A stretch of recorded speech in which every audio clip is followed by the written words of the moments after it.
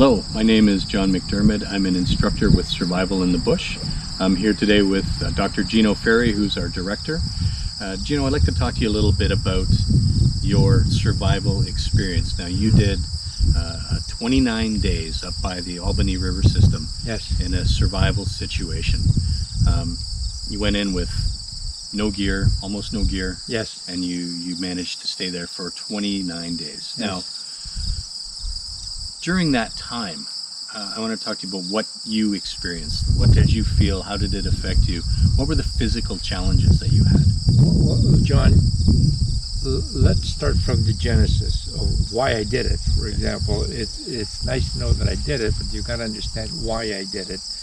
I was reading a lot of literature on survival, a lot of books on survival, which stress that in a survival situation, it's very simple, there's nothing complicated. It's almost like a camping trip, very enjoyable. It's, you're in the Muskoka region, you're by a lake, and you're enjoying yourself. It's just wonderful being out there. You make friends with the bugs, you're friendly with the animals, friendly with the trees, and it's just a delightful experience. And yet, when I read some of the literature pertaining to survivors, it looked like a horror story. Like, this is awful what they went through.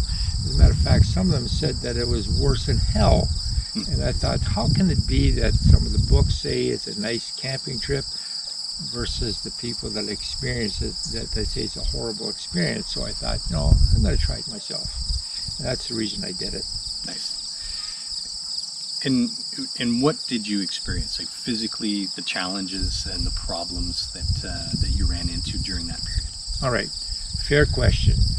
Let's talk about the physical part. Okay. The physical part, you can imagine, you have no gear, I had no knife, I had no matches. It took me 7.5 hours to start a fire by friction. And this is when I knew what I was doing. I knew how to do that before I went in. I was cold. There's a challenge. I was thirsty. I was hungry. I was at times very, very tired. And those were the physical components. I couldn't get a good night's rest. That drained me. Those were the main challenges that I had. For the first 10 days, I was able to cope. Yeah, no problem. The next 10 days, I noticed that there was a slight change. I got over the pain. I got over the hunger. My stomach was shutting down. I drank tons and tons of water and made teas. And then there was something drastic. Something changed, and that was leading to the psychological component. And that led me in a different path. I couldn't think properly. I was bored. I was extremely fatigued at all times, and that's because I was bored and I was lonely. Those were challenges during the second part.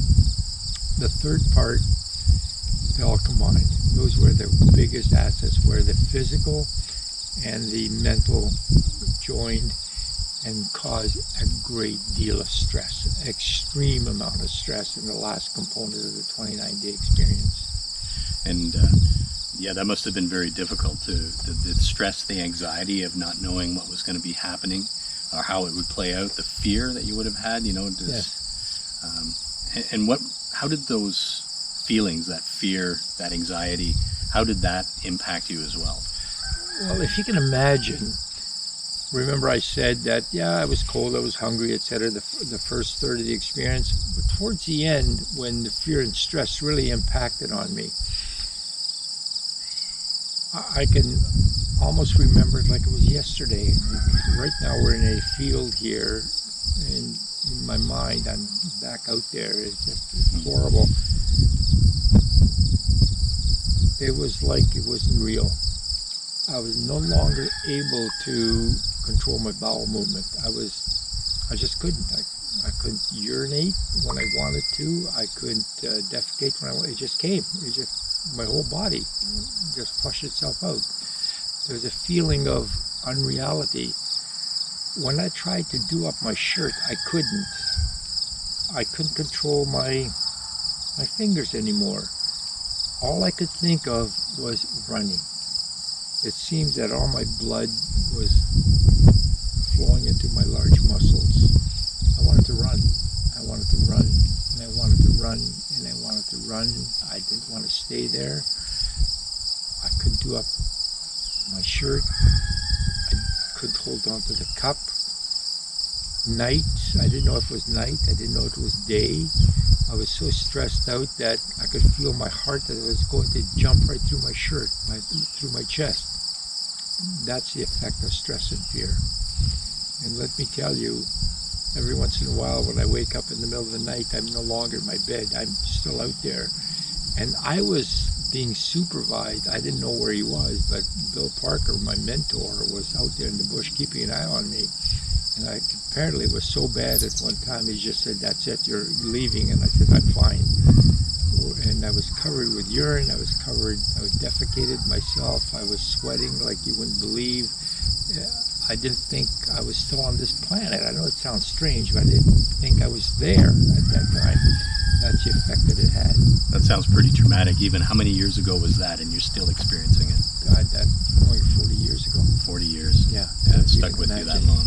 So the reason I did it, John, is I had to find out why there was such a contradiction from the books that were talking about survival versus the experiences that these people had. I had to just do it myself because, you know, that's the kind of person I am. If I'm going to write a book on survival, I want to experience it. I want to be there. I don't want to copy someone else's work and then say that that's the way it is unless I've experienced. And that's what we do with our students. What do we do?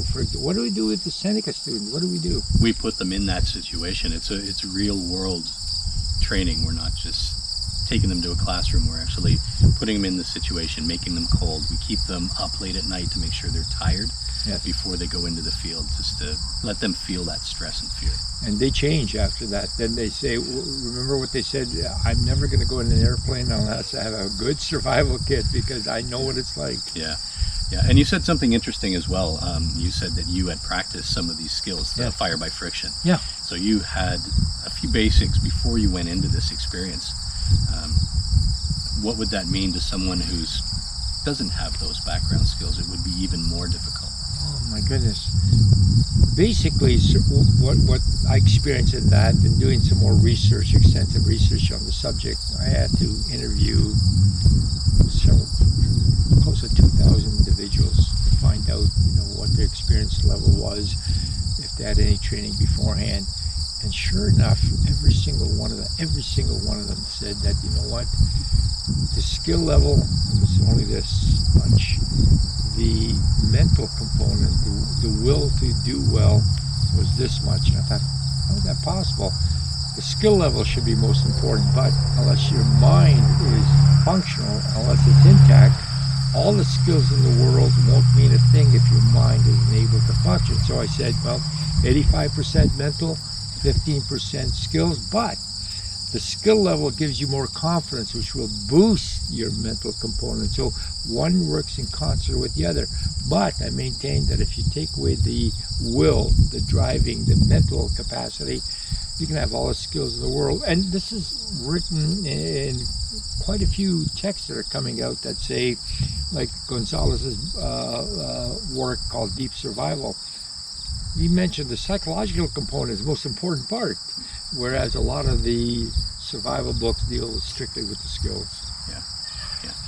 And we look at survival stories all the time, what comes across the news, what comes across the popular media, and we talk about day hikers, and this is one of the big things that we see nowadays is they're going into the bush, and they may not have a lot of background skills. They just want to go and enjoy pre-made trails, and they go in unprepared, and then they get lost, or somebody gets injured and they get stuck in the bush overnight. And those are some of the most challenging experiences. You hear what they say after they get rescued. They're traumatized. And that's interesting you raise that point about what's happening now. Historically speaking, when I did my initial studies, 56% of people that were lost were hunters. 24% were anglers. You say, well, come on. Well, if you're in a motorboat and it's fog sets in, well, you'll find that one island looks like another island, and you get lost. 12%, believe it or not, are trappers. And you say, come on. On a trap line. Yeah, they're there all the time. Now, 50 years ago, trappers weren't in there. But suddenly there's something that took over. They stopped using dogs, and what did they use? Sleds. So now if your sled breaks down, you're missing and you're technically lost. They have to send a search party. Yeah. Only 8% were what we call patrons of the park. These are hikers. Yeah. And yet, the last few years, the number of hunters, lost hunters, has decreased, but the hikers have gone up. And where we live, on the Bruce Peninsula, there's the Bruce Trail. And we notice there's a spike on hikers. Any idea why? This year in particular? Yeah, this year, last year, the year before. Any idea why? Popularized, maybe? Could be. But when the Bruce Trail was first established, people were in their 20s and they were hiking. Yeah. 40 years later, they want to hike that same trail again. And, well, things are different if you're 20 and you're my age. So you slow down a considerable amount and they think, well, I did it in 3 hours. I can do the same thing. 3 hours, they've only gone halfway. They're now stranded out there. Yeah. So they're now stuck. They're lost. Someone reported them missing. Yeah. And that's what we're finding. Yeah, yeah. This year in particular, with the pandemic situation, we've noticed in the parks that there's far more people going into the backcountry that may not have a lot of experience. Yes. And we've seen a bit of an uptick in the media of stories of rescues and lost hikers, etc. Yeah, big SOS signs in the area. Incidentally, you mentioned distress signal SOS. All right, I have a quick question for the audience. Which color is most obvious year-round? If you want to be found, what color would you select to wear? Now, what do you think the general public is going to say? I think you're going to look at rescue equipment, you're going to look at hunters, and you're going to say blaze orange. Blaze orange. Would you agree with that? That's what I can the general see it. public, the right? general public would say that. Yeah. Now, we've done a lot of research. You had your drone up. We analyzed the colors. Which is the color that really stands out, even more pronounced than blaze orange? In today's test that we did, the blue tarps, and they were the most visible. They draw your eye the most, and they're visible in all 4 seasons. We did the same thing when I was at Lakehead University, and the exact same results. So the question is, well, why do we keep insisting that it's blaze orange? Simple. One guy copying another guy, copying another guy, copying another guy, and I say, well, look, if you want to do your research, you'll find out. And you figure out yourself which is the color that really stands out. Just like the concept of a candle in the car. I'm sure you've heard that story. If you're stranded, don't worry, light a candle, it'll keep you warm. Not true. Bull. It's just not true. Yeah. So there you go. Excellent. Do your own research. Figure it out for yourself. And go out in the field, because instead of learning something from YouTube, get out and you'll find it's totally different. It's a totally different impact in the field than it is in your living room. Yeah. No, that's great. Great info. Thanks, Gino. Okay.